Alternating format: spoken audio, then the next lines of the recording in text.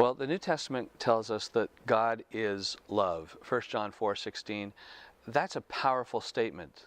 God is love. That is the DNA of God, His essence, which is the essence behind the universe that we live in, is love. And love is a thoroughly relational concept. It expresses itself, it finds meaning in the connection between persons.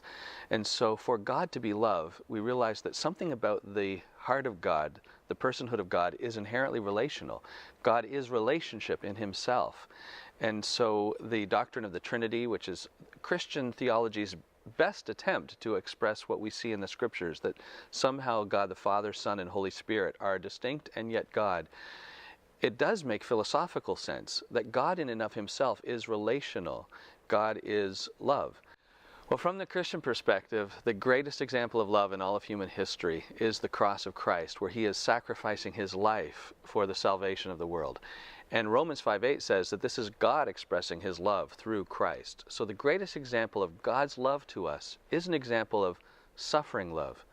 In that moment of pure, undiluted love, when God is loving us more than anyone has loved anyone, that is not a moment of warm fuzzies in the tum-tum. That's a moment of pain, but it's a moment of love at the same time. So our spirituality, our faith as Christians says that sometimes love will call us to suffer for the good of another, come alongside their suffering through compassion. We don't want to run away from the suffering of the world, but love says we should run toward it.